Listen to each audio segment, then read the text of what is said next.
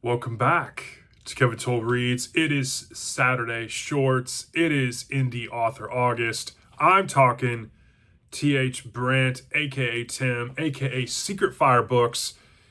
Yeah, it's gonna be fun because I have, 6 short stories to talk about, and they are 6 phenomenal short stories.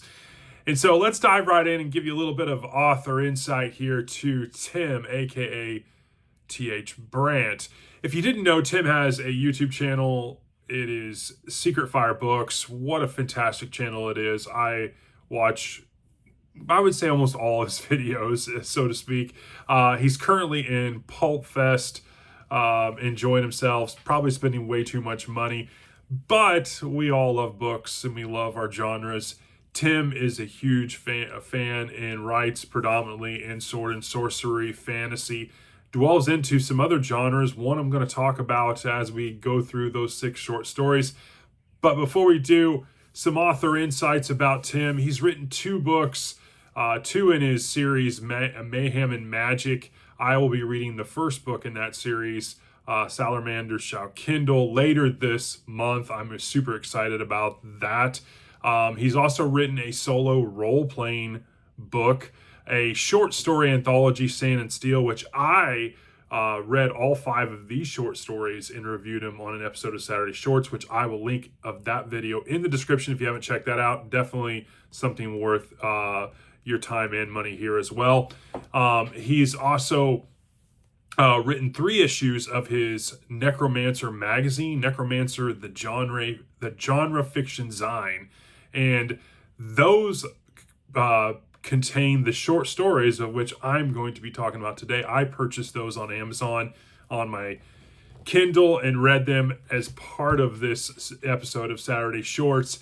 According to Tim, in terms of plot inspiration, a lot of his stories take their cues from authors of the weird fiction era. We're talking authors such as Howard, Lovecraft, Lieber, Moorcock, and such. His story, Goblin Town, on the other hand, was his attempt at emulating a sort of absurdist Pythonesque tone, which he's not sure if he pulled off. I think he does.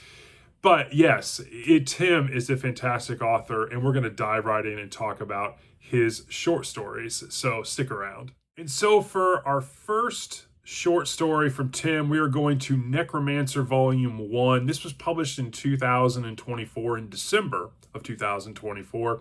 The first short story is Black Barrel, and it is a weird Western.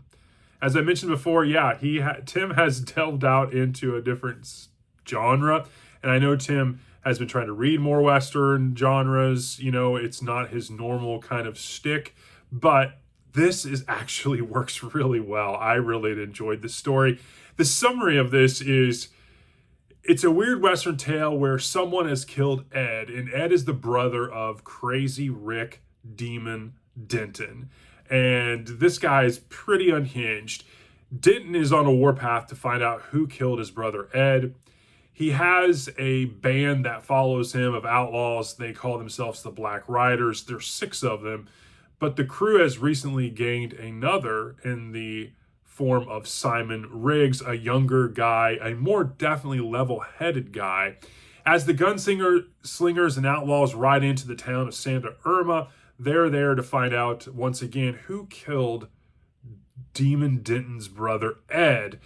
And they want to unleash hell because of it. Their vengeance is strong. Simon Riggs, on the other hand, wants to get to the bottom of it and actually find the killer, whereas most of the Black Riders are just hell-bent on enforcing justice, pillaging the town, and thumbing anyone who stands in their way. When they get to the town of Santa Irma, they go straight to the sheriff's office. Denton and Simon Riggs go in there. Denton understands that Riggs is probably the more intelligent of his crew, and when they go to question the sheriff, Denton keeps his mouth shut while Riggs does the interrogation up until a point, and then Denton can no longer take it. His bloodlust, his vengeance takes over.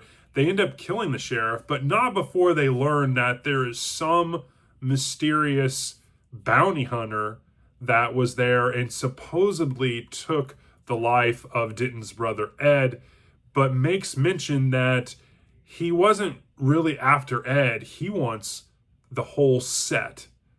And that is the summary of this book. What makes it a great short story? It is great as a Western. The character contrasts are fantastic. Denton is a great character. Simon Riggs is a great character because he just doesn't really fit in that whole crew. You have Skinny, you have the sheriff, you have Mickey the cook. There's just such a huge contrast in these characters. There's also the mystique that takes place as we learn about the patched-faced man and this bounty hunter. What is he doing? What is going on with this almost super heavy-weighted gun that he has? These dreams that are maybe not just dreams. There's a lot of brutality in the story, which I actually enjoyed. Tim is very good at writing action, and it comes through in this story really, really well. It works nicely as well as it goes against the story and Simon's kind of hope of the story. It's a really interesting tale. There is an excerpt that I thought was really, really good. It's towards the end of the story, and it's calling me a liar, eh? Now that is a bold move, sir. And that was from the Patch Face Man. I thought that was great. In terms of rating and overall, I give this a 4.5. Really enjoyed it. I love the characters. I love the brutality of it. There is just a great vibe and mystique that goes on in the story that kind of grows and gradually gets more ratcheted up as it goes. It's definitely one of those ones where it's more about what you don't know versus kind of revenge. And I thought it was really good. It's a brutal Western. I liked it a lot. And now let's move on to the next story. And so our second short story in this volume of Necromancer magazine is Oaths Unbroken. And I was super stoked when I realized that this was a Visago the Vile tale. Visago and Silo are two of my favorite characters from Tim. I was super amped about this. And so the summary of this is the king of Morganturn dies and his feuding twin sons Hansen and Hansel vie for the throne. When I read the first paragraph of this, I was laughing out loud. It was hilarious, and I'll talk about that soon. But so they're feuding, and when the feud begins, Hansen is kind of the stronger of the twins. He's more well-trained, has troops, more orderly, whereas Hansel is the wilier of the two, very unpredictable. Hansel hires Visago the Vile to retrieve the crown of Asgar, worn by Osgar the Tall. And Visago is hired by Hansel to go into this crypt.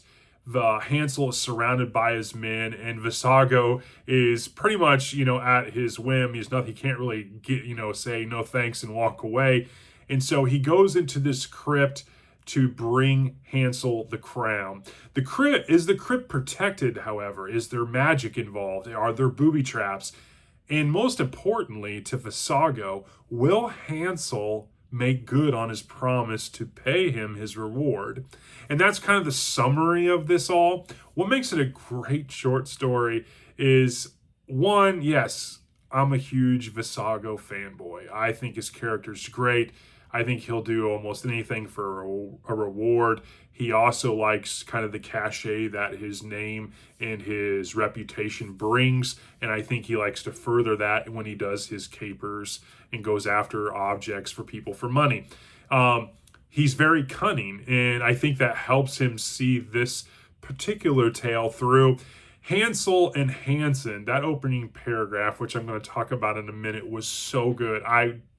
I had to reread it like 3 times. I was just laughing out loud. The crypt and what it brings, and I don't want to spoil this short story, but there is something there. It's more than just a crypt, and I think that's what makes this short story just go from a pretty simple premise to a very wacky, but yet just great short story.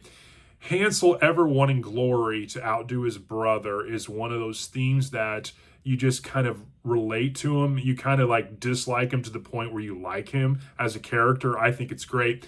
the climax, the chase, that what transpires is absolutely bonkers, and I liked every minute of it. In terms of excerpts, as I mentioned, that opening paragraph, oh my goodness, I was dying. I do have an excerpt from that opening paragraph that I'm going to read verbatim, except for one word that I am going to impose upon. But Hansen claimed to have the right, seeing that he was born 7 minutes before Hansel. Hansel claimed that Hansen was a lying pig with a small member. And I read that from the first paragraph. I was dying laughing. I mean, it just creates this battle of two twins at each other. It just seems like something that brothers would do. In terms of rating and overall, 4.7, easily my favorite of the 6, and that's saying something because I rated all of these really high. I was laughing out loud. Tim's prose is great. It reminds me heavily of Robert E. Howard, especially the Robert E. Howard I've read so far, where Robert E. Howard's kind of more visceral or poetic. Tim just gets right to the point, but he also has the same overall feel. Again, definitely my favorite of the 6. And so now, let's move on to some more author insights. So as I mentioned in a previous video, I sent out all of the indie authors that I plan to read and review on the channel for Indie Author August emails, and they all graciously came back to me with their answers. And I had a couple questions I wanted to showcase here again from Tim. I asked, what inspired you to write your first book, and what made you to choose a self-publishing route? Per Tim, I've been trying to write novels ever since I was a kid, but nothing ever became of those projects. During the pandemic, however, I, like everyone else, had more free time, so he actually got a lot of writing done. I had a stack of notes for a Dungeons and Dragons campaign that I would never be able to play with my friends since we were all cooped up and weren't able to go anywhere, and decided to turn several of those campaign encounters into short stories. By the end of it all, he says, I had enough to compile into a small collection. Thus, Salamanders Shall Kindle happened. I'm going to be reading that one later this month, and I'm super excited about that. And then the second part of that question, as per Tim, as for why I went the indie route, honestly, it was just easier that way. I didn't have the money at the time or the patience to deal with literary agents or publishing houses. I've also always had that stubborn punk mentality of screw the big guys. I don't need their help. I'll do this myself. And so story number 3 is first of 2 from volume number 2 of Necromancer magazine, published in February of 2025. And this story is titled The Nightmare Stare. This is a horror story. It's a quick horror story that is something that I haven't read from Tim. It's not his usual flair, but I'm very, very glad he wrote this. So let's dive right into the summary. We have an unnamed man who hears restless voices calling for him. We never get the man's name, and the story has this dread that seems to ratchet up. As we read, we get hints that this is something that this man may or may have not dealt with in the past. The man cannot ignore these calls from the deep within the void from which they come. He keeps ever going down, seeking them out, even though inside he doesn't want to. He goes on a journey to the depths below, only to finally face the monstrous voices that demand his sanity and his form. And that's kind of the summary of this. What makes it good is, first and foremost, it's not like a normal Tim story. We don't have a lot of action. We don't have these characters that we just have fallen in love with or love-hate. We don't have, a lot of super heavy pace. It's not really written in a pulpish way. It's more written in a very Lovecraftian type of way. His prose is magnificent here. It really is. It's probably his best prose written story I've read thus far. It's different from his normal style, and that in of itself was a huge contrast. I found myself rereading certain passages again, not because they were written poorly, because I was just enjoying it. It really showcases Tim's ability as an author here. I really do. Some of the word choice is great, and it's not only the word choice, but it's also the choices of those words in the sentence structure that really works really well. Some of the word choices I thought were really interesting was looming, writhing, rent and torn, sickly sweet, jostled, chattering maws, loathsome acceptance. And in terms of excerpts, there's a really good one that I wanted to share with you that I think showcases the writing of the short story. The voices have ceased for now. They know I am coming. They know they need not beckon me any longer, but they won't stay silent for long. Only until I reach the final threshold will they keep quiet. And then I know they shall surely erupt in a sickening chorus of victory as they welcome me into the dark domain I have made for them. Fantastic prose. In terms of rating overall, I guess a 4.2. I mean, does it have the high highs of the action and the characters? No, but this is definitely a kind of blueprint of how to write kind of a horror story that just works really well, almost poetic, Lovecraftian in style. It's hypnotic almost to a point. As I mentioned, very visceral. I was rereading certain sections because I just enjoyed it. Definitely, it's one of those things that I highly suggest, and I did this as I kind of reread certain sections, put on some dark classical music, and may I suggest Salem's Secret by composer Peter Gundry. I listened to this while I was reading certain sections of this, and it works really well. At least I'm weird that way. So let's move on to the next short story in this issue of Necromancer Volume 2. And so now we're on to the second short story in Volume 2 of Necromancer magazine. This story is titled Winter of the Fallen Gods. The summary of the story is Orr is a father on a hunt with a 6-year-old boy. His name is Tar, and they're on their way home. Orr has a wife of 10 years and 2 daughters waiting for him at home. And when they're on their way home from their hunt, they're carrying rabbits with them. And when they get about a mile away and they can see the village and their dwelling in the distance, they stop because of a strange light in the sky, which turns out to be a meteor that strikes down just outside of their village a couple miles away. The impact is felt as Tar and Orr feel their feet shaking under the earth. Orr immediately tells Tar to take the rabbits and a spear and head to home, let his wife know what's going on, have her start supper, and that he would be on his way. Tar is reluctant to leave his dad, but his dad is very stern about it.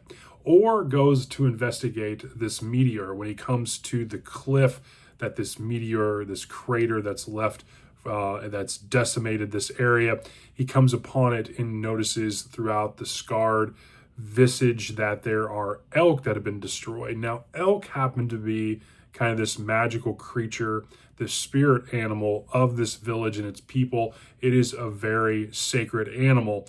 And so that really upsets Orr.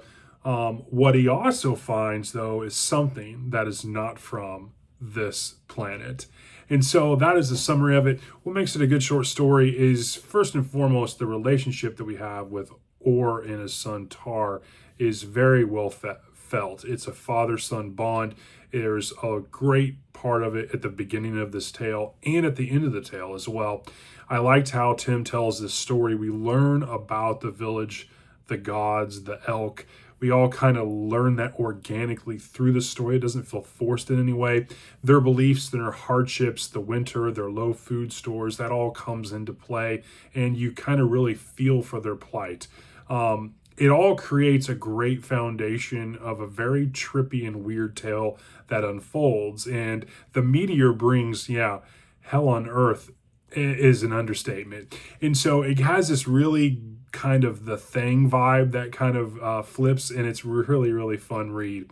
In terms of excerpts, there's a really good one that I wanted to share.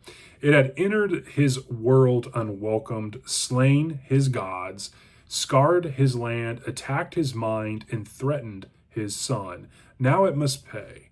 Now it must die. In terms of rating and overall, I give this one a 4.3. I could almost feel the cold. I could almost sense the despair of the villagers, especially when they see and hear of what has transpired from Orr. You could really relate to the father-son bond. I think the story has a very interesting climax and resolution to the story. I liked how Tim set everything up. It is a really solid tale. And now on to the next short story. And so I would like to press upon you some other kind of author insights from Tim. Some other questions that I asked of Tim was, how do you stay motivated, disciplined during the writing process, especially without a traditional publishing team kind of pushing deadlines and whatnot? And Tim goes on to say that promoting your own work is no easy task. When you're an indie, you do all that yourself. If you don't get the word out about your book, no one else is going to do it for you. Somehow, I didn't see that coming going into the self-pub for the first time, and I must admit, it got a bit depressing for him at times to see how just little traction his stuff was getting in kind of an oversaturated scene like the book market. I also asked, what's one thing that you wish you'd known before being a self-pub author? And Tim said, it can be difficult. I'm already a natural procrastinator, so pushing myself to finish what I start is a constant struggle. That being said, he works surprisingly well under pressure, however. So I am somehow given a deadline. Whatever part of my brain that gets the creative juices flowing works overtime when I'm on a tight schedule. To Tim, the drawback to that, though, of course, is that I exhaust myself very easily when the time comes. Ultimately, I have to keep in mind that if I don't push or put out stories like this out, no one else is going to. My desire to share my ideas with readers usually trumps my natural laziness. And so I thought that was a great answer. Story number 5 and 6 both come from volume 3 of Necromancer, that published in April of 2025. The first story we're going to showcase is Witching Tower, and this is dun, da, da, da, another Visago the Vile tale. Visago the Vile is back. He is the son of Altir, of Spatha, the Vile One, the Pale Hand, the Night Blade. The Courage of Richmond's Coffer, the Mage Killer. So a summary of this tale is we have Visago meeting with Lord Lugwood of Greenbarrow. He is a merchant lord of Morgenstern, and the rumor is that Lugwood was kind of a tasteful business practitioner. He dabbles in the dark arts. He goes on to tell Visago that he gave that up. But Lord Lugwood, he wants Visago to retrieve a chalice from his thieving sister. His sister, Talia, is actually a witch, however. She is a practitioner of the dark arts and a very strong one. Lugwood offers Visago 500 gold falcons in advance and will deliver another 500 falcons if he can deliver the chalice. So apparently Talia's tower, however, the place where she resides, her lair can materialize and rematerialize with her magic in various places throughout the realm. And so this creates an interesting dynamic and a great tale. So what makes it a good short story is Visago's back. Again, one of my favorite characters. I like his wit, his demeanor, his skills. He's very dynamic. He's multifaceted. There's a lot to him to enjoy. The caper and the jobs that he undertakes, especially in this one, I think is really interesting. This one takes a spin on him as he showcases some of his cunning and his secretive and his dexterity and everything else. He has to rely on his wit and his mind as well. And this one was interesting. I really liked Talia and her henchmen, her tower. Her henchmen are Yogur, and they're interesting characters, kind of a man-beast combination. You have Drew, Savor, Mord, really interesting Yogur names. I really like Talia, her skills, her desires, how she goes about trying to seduce Visago was interesting. I love the ending of this. I thought it was both fitting and sort of funny in kind of a true Visago fashion. And so, in terms of rating overall, I give this a 4.5, a heck of a lot of fun. As I said multiple times, Visago, Silo, two of my favorite characters from Tim. They're just a lot of fun. He's ruthless, he's cunning. Visago is very skilled and witty. He's just one character I just love reading stories and capers from, and this one was no exception. And so now we move on to the final short story. And so our final short story, the second short story in Necromancer number 3, was titled Bred for Battle. A summary of this is you have a mother and her son.